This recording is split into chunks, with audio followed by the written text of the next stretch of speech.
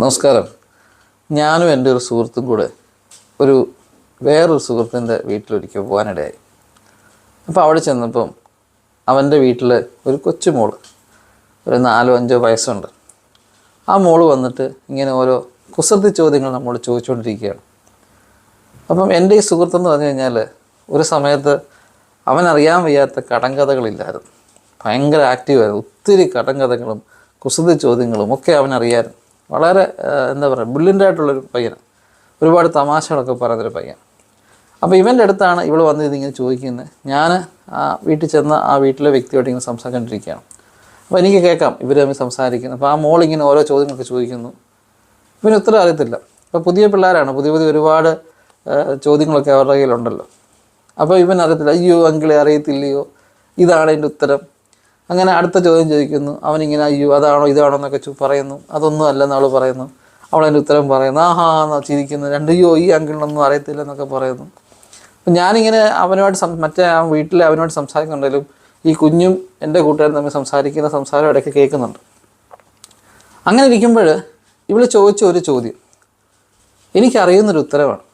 പക്ഷേ എൻ്റെ ആ കൂട്ടുകാരന് അവൻ പറഞ്ഞ ഉത്തരം തെറ്റിപ്പോയി.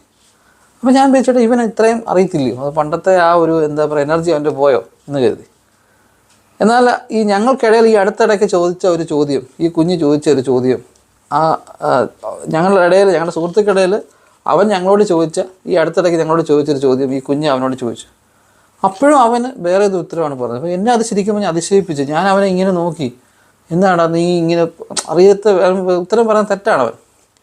അപ്പോൾ കുറേ നേരമൊക്കെ സംസാരം കഴിഞ്ഞ് ഞങ്ങൾ ഭക്ഷണമൊക്കെ കഴിഞ്ഞു.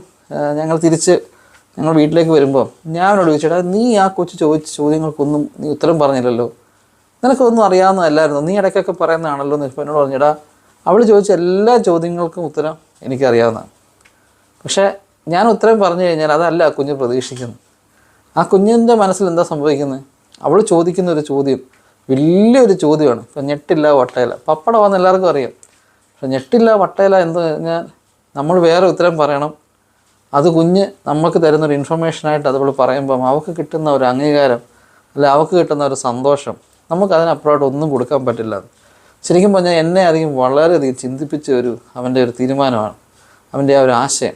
കാരണം എനിക്ക് വളരെയധികം തിങ്കിങ് ഉണ്ടായി. കാര്യം കഴിഞ്ഞാൽ കൊച്ചു കുട്ടികൾ ചില ആൾക്കാരുണ്ട് കൊച്ചു കുട്ടികളും ചോദിക്കുമ്പോൾ ഉടനെ നമ്മൾ ഉത്തരം അവരെക്കാളും വലിയ മിടുക്കനാന്ന് പറഞ്ഞാൽ നമ്മൾ പറഞ്ഞു കൊടുക്കും.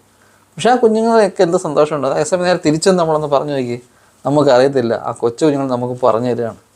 ശരിക്കും പറഞ്ഞാൽ വളരെ നല്ലൊരു ഇൻഫർമേഷനായിട്ട് എനിക്ക് തോന്നി. നമ്മുടെ ലൈഫിൽ നമുക്കത് അപ്ലൈ ചെയ്യാൻ പറ്റുന്നതായിട്ട് തോന്നി. അതുകൊണ്ട് നിങ്ങളോട് ഷെയർ ചെയ്യുന്നേ ഉള്ളൂ. നിങ്ങൾക്ക് ഈ വീഡിയോ ഇഷ്ടപ്പെട്ട് കഴിഞ്ഞാൽ ലൈക്ക് ചെയ്യുക, ഷെയർ ചെയ്യുക.